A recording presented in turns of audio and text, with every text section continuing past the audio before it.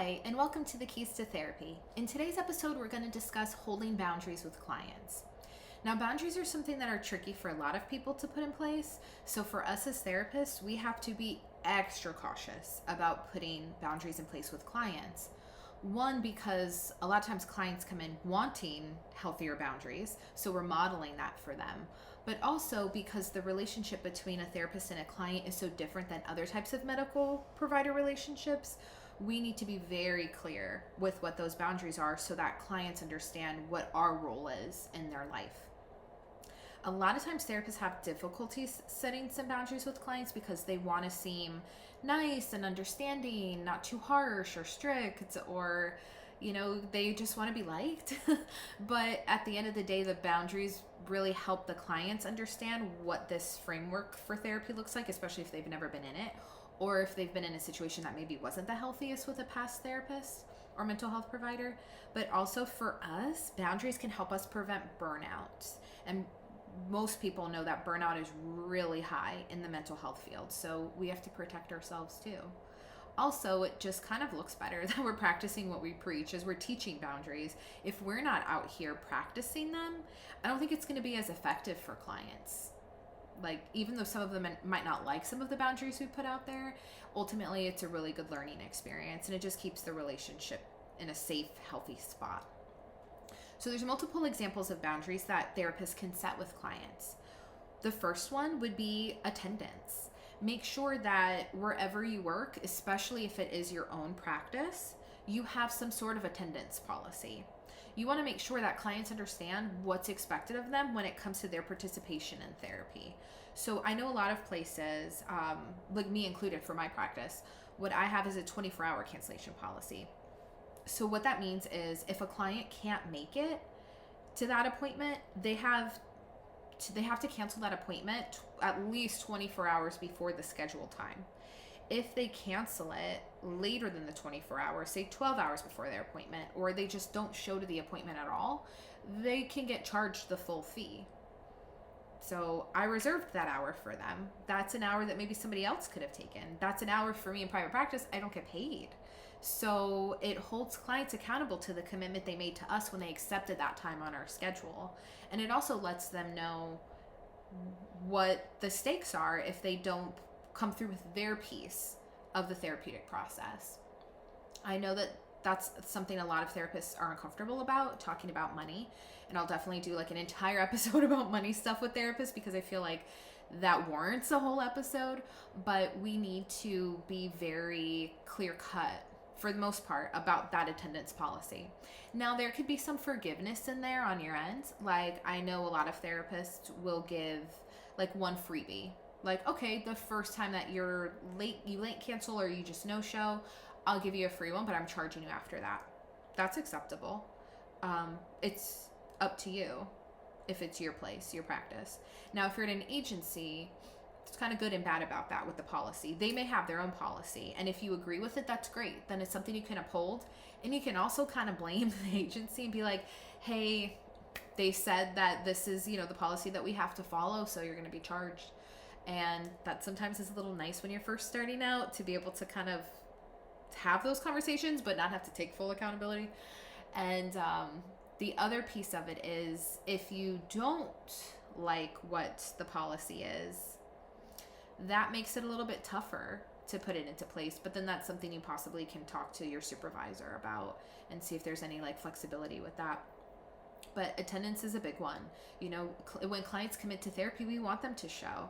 And if we're carving out that time in our schedule for them, it's important that they know what we expect of them. So definitely uphold those attendance boundaries. Sometimes when clients start getting away with it and they realize like, oh, there's no charge, there's no consequences, sometimes their commitment to therapy gets a lot more iffy. And then you're left going, I don't know if they're going to show or not today. And then you're sitting there in the session like, all right, they're 5 minutes late, 10 minutes late. Now I have to call them. Now I have to see if they're coming. And it's just like more work for you and it's unnecessary stress. So uphold an attendance boundary with them. The second type of boundary would be communication. How do you communicate with clients between sessions? I think that needs to be very clear especially for burnout on your end. So everybody handles things a little bit differently. I know some therapists that text clients, they try to keep it just like scheduling based, but they feel comfortable texting. I don't love that idea for myself. I know that I don't want that type of relationship with clients because I feel like for me personally, texting feels a little too personal. So I keep everything through email. I let clients know, like, I have a work phone that sits on do not disturb all day because I'm typically in sessions. So if you really want to reach me, I check my email between sessions and I can quickly respond to you versus hearing a voicemail, calling you back, hoping that I catch you at the right time and we're not playing phone tag. So let clients know, hey, here's the hours I'm available. And if you need to reach me, here's the ways to do it. So that may even help with your attendance policy, actually, because if they know how to reach you to cancel on time, they may avoid that charge and you may be able to fill that spot with something else. So definitely make it very clear on how clients can reach you. Also, in regards to the communication piece, is an emergency plan with clients. Not just a safety plan, because I know that that's just kind of good practice to have some sort of safety plan with your client in the first session if possible, but you want to make sure that you are specifically reviewing, hey, if you have an emergency on a weekend in an evening, like, here are the places that you can reach out to that will have availability, because I will not. You gotta make that part clear. Sometimes people haven't had very many healthy relationships in their life, and you may be the only one or one of the very few people who has listened to them and supported them and been there for them. And sometimes, especially if they're in a crisis, those lines start to blur a little bit for them. And so they may be reaching out to you off hours, and you may not even have access to your work email or phone, depending on what type of setting you work in. So definitely communicate with them, like, what to do when they need to talk or need some extra support between sessions. So think about not just what's the most convenient for your clients, but ultimately what's most convenient for you. Like I mentioned, I have a separate work phone. So at places I've worked before, we had like an app that we would use to communicate with clients. There's a dog. We had an app that we would use to communicate with clients. So it would be a separate phone number. It was attached to the work number, but the calls would come through my phone. I personally didn't like it. I did not like sitting there watching TV and all of a sudden a notification comes through that like a client left a voicemail and it's 9 p.m. on a Friday, and I don't work on Fridays and it's almost the weekend. So, that for me, I didn't like. Some people don't want to carry around two phones, and that's more convenient for them to have everything on the one. Personally, for me, I let clients know first session, hey, I don't check the work phone. I close my office door since I'm all telehealth. I close the office door and it sits in here and I don't look at it again till Monday, because I want them to understand that I am not always available. So, and if they do need to reach me, email is the best way. So decide what your comfort level is with clients and communication, and just make sure that that is communicated to them, because they're going to need to know that. Plus, if they cross that boundary in some way in the future, you have this conversation to reference back to. Be like, remember in that first session when we talked about what my availability is or what the best ways to communicate are. So definitely cover that. Another boundary, which I kind of hinted at earlier, is a money payment boundary. You definitely need to tell clients what the expectation is regarding paying, like them paying you for sessions. So I know some therapists charge the night before the appointment, some charge the morning of so they can make sure the card works. I tend to charge because I use Simple Practice, an electronic health record. So the card is stored in there. So that evening after their session, the payment system just automatically charges them. So I don't have to do anything, but I let them know that, like, it will charge you the night after your session. So they can expect like when the money's going to come out, when to have that in place. I also let clients know that and this is written in policies and it's verbally told to them in the first session, sometimes even in the consult call, if I have enough time and I feel like it's something that absolutely needs to be addressed, if they've talked about like something that makes me feel like that's necessary.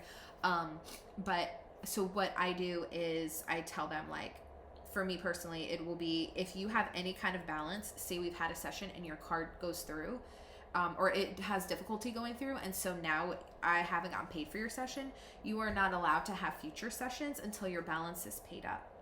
I have seen way too many therapists have multiple issues with money and clients because they let them accrue a balance.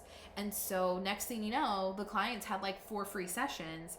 You're out hundreds of dollars, if not more, and you don't feel good about seeing this client. So you're not doing your best work. They're not being held accountable. You're not enforcing your boundary with them. So you're not modeling the best behaviors for them. And then it becomes an issue. So make sure whatever that money exchange looks like with clients, that is something that you are communicating with them in the first session. So, and think about your comfort level too. Now, again, if you're at an agency, the policies may not be yours, but whatever those policies are, please communicate that with them from the get-go. So if it's, there's a copay due at the start of the session. If you can't pay the copay, then we're technically not allowed to see you for the session, if that's a policy that your place has. Or if it's like, same thing, you can't accrue a balance. So if you owe, it's the beginning of the year and your deductible's higher and you're starting over again, we would need to talk about what that looks like for you. And if financial barriers are an issue for coming to see me with therapy, then we may need to look at another therapist and possibly refer you to a place that's more accommodating for your financial needs. So have those conversations for sure, because as a therapist, you do not want to be in a position where you're resenting your client because you're not working for free. It's just not good. It won't feel great and you're going to burn out faster. Another boundary to have with clients is time. This is a big one. And this is really hard for therapists sometimes too, especially if you feel like the session's going really well and you really like your client and there's so much to cover, or if you're doing like EMDR or some kind of like protocol where you're going through these steps and you're like, oh, but we're doing so well, I don't want to stop at this point.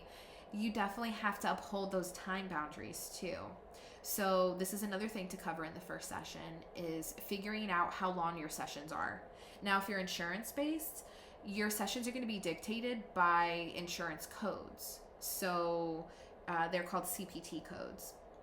And I'll link some of the things below with the times, so you don't have to write them down. But if you do a 90837, that's the CPT code for a 60-minute session. It's really 53 minutes to 60 minutes. So if you've had your session and it's been 55 minutes, now you code it as that. If your session was anywhere from like 38 to 52 minutes, it's technically a 45-minute session. So you're going to have some issues with coding. You're going to have to change the codes to whatever they are, depending on the time that you've used. But, so time definitely matters, like down to the minute if you're taking insurance for billing purposes. A lot of times the 60-minute codes pay more than the 45-minute codes. So some therapists are like, I always do 60-minute sessions because then I make sure that the client has the most amount of time and we bill for the most amount of time I'm allowed to have with them in this session. Other therapists are like, I want to do 45 minutes. I want those last 15 minutes to either cover scheduling with them if they don't have a consistent appointment, to do their note, to go to the bathroom, get water, eat snacks, whatever. So if you're in a place where you can decide what that time looks like with clients, communicate that. I typically do like 50-minute sessions to 55 if possible. Sometimes it's 60 depending on what's going on. But for the most part, I let clients know like, hey, the therapy hour is not an hour typically.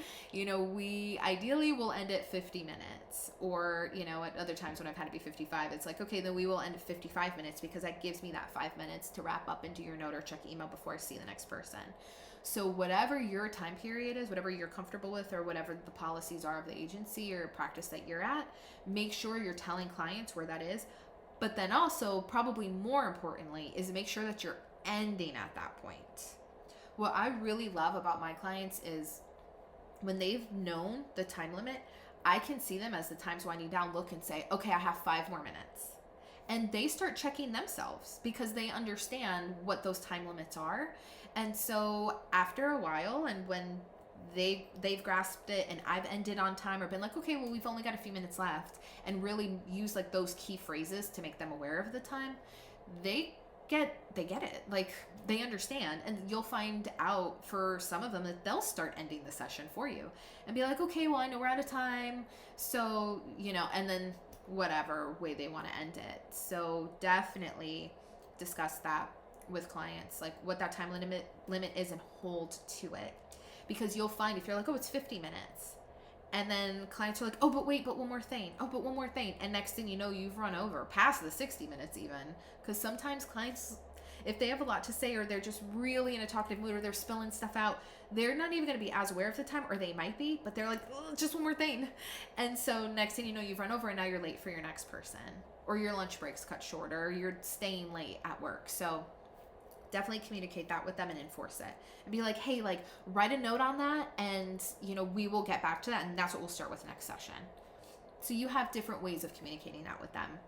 The other piece with the time boundaries is your working hours. It's really difficult sometimes when you have set hours and a client calls you and they want an appointment and you don't have it. I've seen therapists come in early, stay late, give up their lunch break, just do all of these things that little one-off times because it's an emergency, or you're going on vacation, so you're like, all right, I'm going to kind of cram people in now because I'm going to be off next week, like things like that. I can understand. I think that's reasonable. Nothing's going to be ever completely black and white. There's always going to be exceptions to the rule.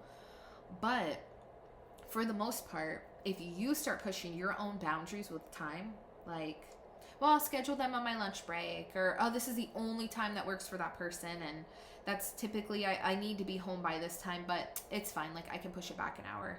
Once you start doing those things consistently, you are on the path to burnout, because now the times of the day that are supposed to be for you to recharge or de-stress from whatever's gone on that day, or for you to get home early or on time and be able to do some of the personal life stuff that you have to, like, once you start cutting into your personal time for client's sake, it's a slippery slope, and it's only a matter of time before you're now burned out because you're doing too much.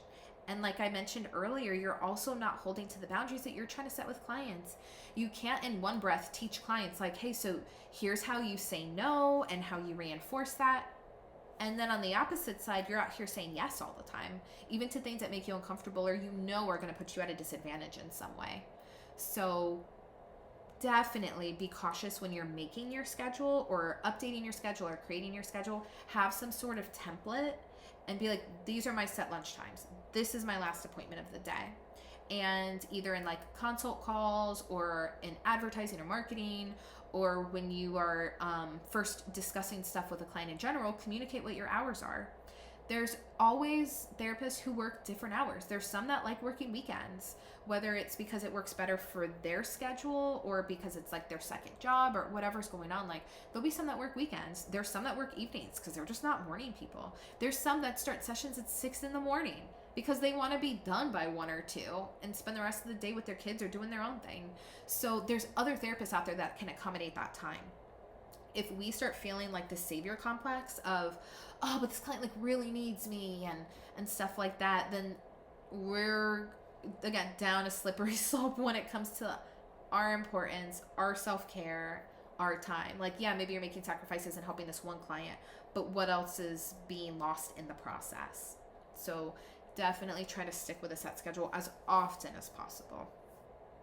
The last boundary when it comes to clients is sick time. So kind of like I mentioned with the attendance policy, but it's just a little bit more specific, is figuring out how to handle situations where somebody is sick.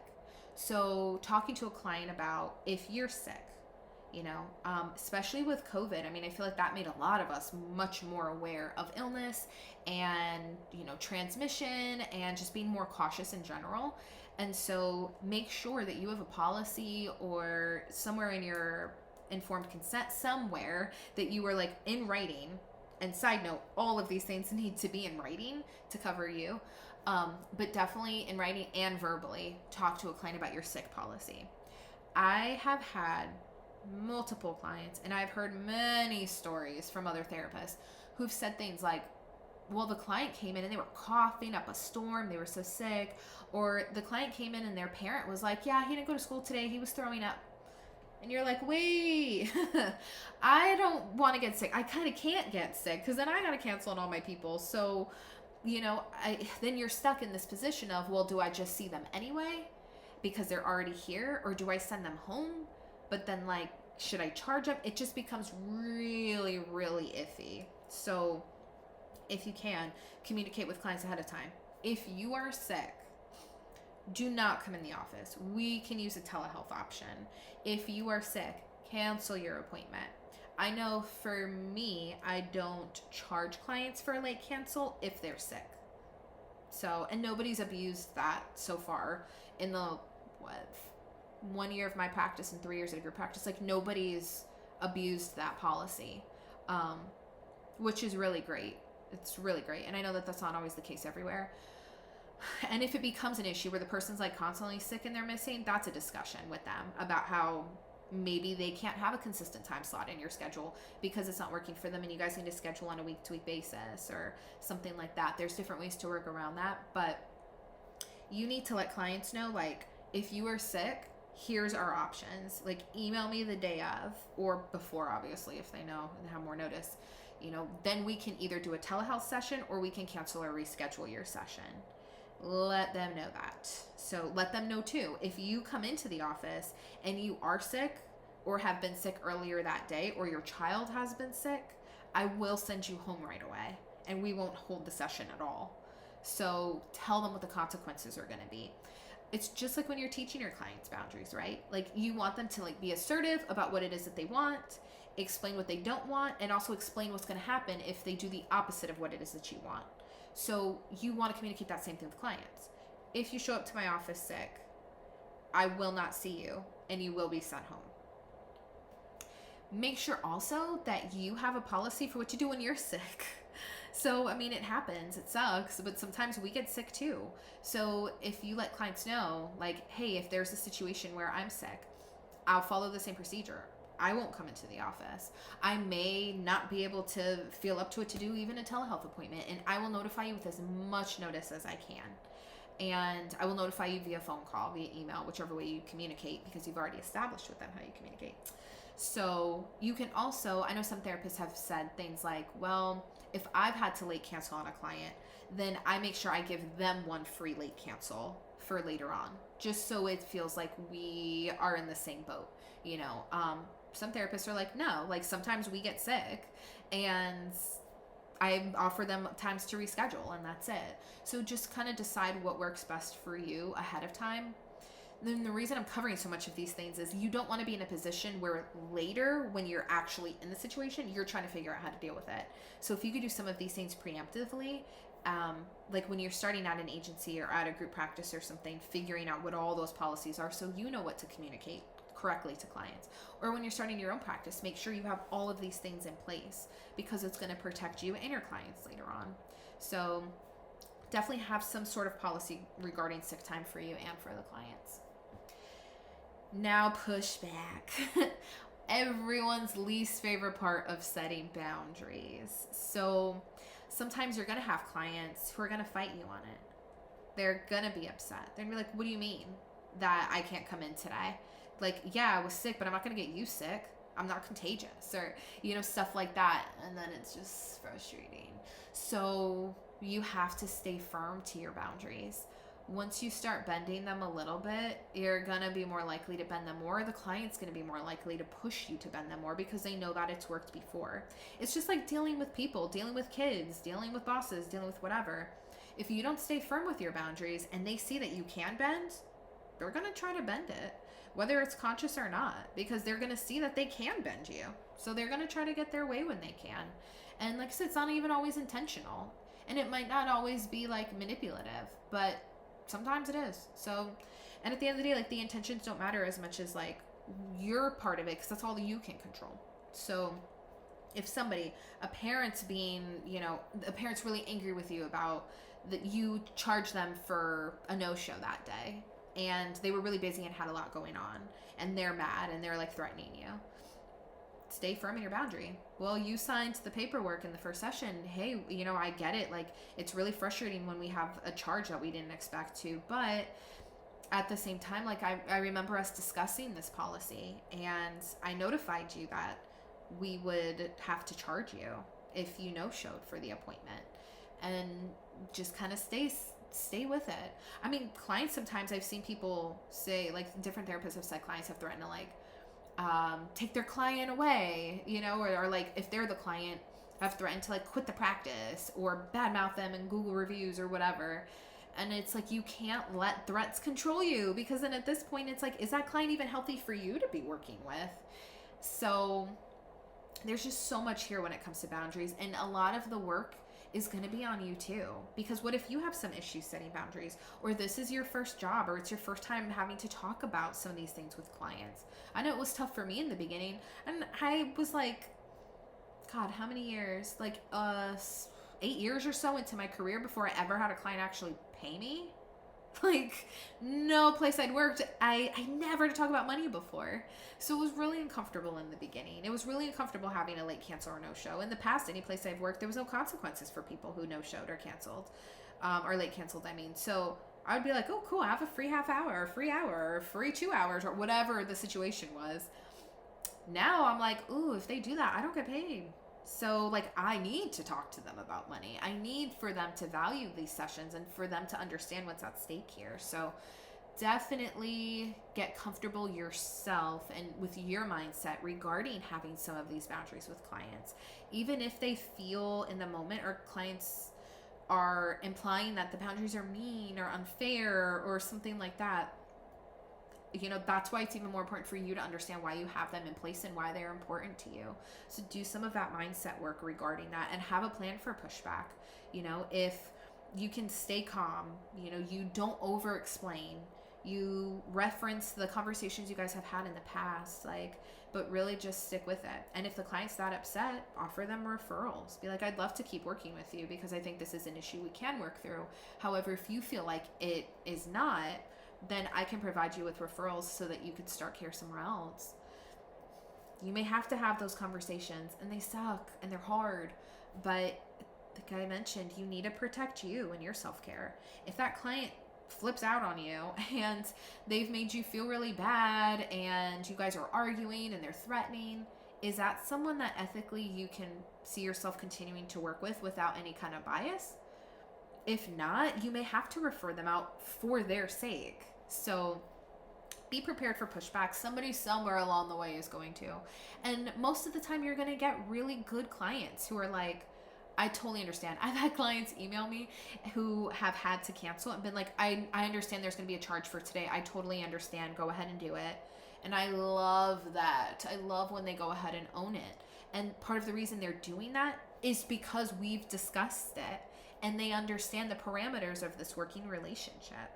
So if you can convey these boundaries to clients in the beginning, you're going to be a lot less likely to have issues with them in the future.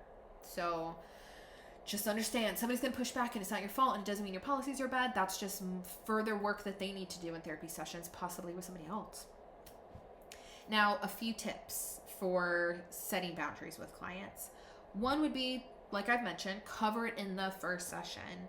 You know, make sure that clients understand all of the things you expect from them. I know the assessment, and I did a video on that before, like there's all these things to cover. There's so many layers to this person's life you're supposed to cover, but you have to spend the last few minutes or so going over what you expect of them. Because otherwise, it's almost like they're starting a job, but they don't really know how to do it. So they don't know what hours, they don't know about payment. Like there's so many things that they don't understand. So you have to set those boundaries. Even if they've been in therapy before, every place has different policies or expectations. So for your sake, and to possibly prevent future issues with them, talk to them about it in the first session. And like I said earlier, put it in writing too. Because if something does blow up later, like they are, I've heard of clients refuting the charges with the credit card processing companies.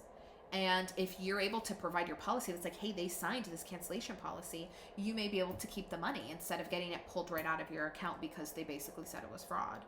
So again, super important to have it in writing as well. And then they always have a reference point to go back to too if there's for some reason they need to look at it. Part of that too is every 6 months, the start of every new year, whatever works best for you, review the policies. Even if this is a long-term client and they know everything that's going on, just be like, hey, just really quick, like housekeeping thing, you know, it's the start of the new year. I just wanted to cover really quick, like a review of the policies. And then this is how you talk to me, or communicate with me outside of working hours, or here is my working hours. Anytime you change your hours, you change your fee. anything like that, communicate that with them too. So you just have like a constant running dialogue of these boundaries and keep them fresh in their minds as well. Another tip too would be to, like I said, kind of deal with some of the mindset stuff. If you feel like you've put a policy in place that maybe isn't working for you, or it's really not working for your clients, you can change it. Like, they're not written in stone, they're just written in paper. You can just edit the documents or change the policies, assuming you're at a place that you have more control over it. And another piece of that also is if you're working at a place, I know I have, where I have not agreed with some of the policies there, maybe start looking at another place. It's really hard to implement boundaries and policies anyway, let alone if you're having to implement ones and like reinforce ones that you don't agree with or you don't want to follow. That puts you in an even worse position. So, just something to consider. If you're at a place where you're just like, I really don't agree with some of these boundaries, I'm having a hard time putting them in place because I don't back them up, like I don't like them, then consider if that's really the right space for you. But whenever you can, really, really try to put as many of these in place as possible to protect you as a therapist. Ultimately, it's like the airplane analogy, right? Like, you have to put your mask on first if there's an emergency and then go help some other people with theirs. If we're not taking care of ourselves, all of our work is going to suffer. Our personal lives are going to suffer. Our clients are going to suffer. So yes, these boundaries are in place partly to help clients understand, like, hey, we're modeling like healthy boundaries, healthy relationships. There's gonna be times I say no or I push back. There's gonna be times that things don't work according to plan, and here's how we're gonna try to figure them out and develop as much of a plan as possible. That may be the first time in their life that anybody's done these things with them, or the first time in their life anybody's enforced these boundaries with them or talked to them about boundaries in general. So you are doing them a service by having these in place. But partly, if not mostly, the reasons these are in place have to be for you. So we need therapists. We need good therapists in this field. People are getting burned out so quick. So make sure you're taking care of you and developing any boundaries. There might be some on the list I didn't even mention that are things for the population you work with you have to put into place. Or if you work with, say, a population with like chronic health issues, you may have to have a different cancellation policy than most other providers just because you have clients who frequently cancel. So make sure that you are adapting policies to the place that you work at, or your place, if that's the case, and that they're serving mostly you. So, well, that's it for boundaries with clients. Like I mentioned earlier, there will definitely be at some point a whole money episode because that's a big one for us in this field. It's definitely difficult sometimes to have those conversations, but if you can work with some of the boundaries that I discussed today, even if you just take them piece by piece or one by one, or you're already at a place that you're like, I didn't actually review some of these with my clients. It's never too late. So go ahead and in your next sessions with everybody, let them know, like, hey, just quick review on the boundaries or the policies, I guess, for this place, and make sure that those are known. So hope this was helpful. If you can and want to follow along, subscribe below, and we'll just continue to go on this journey together. Therapists helping each other out. So have a great day, and I'll see you next episode.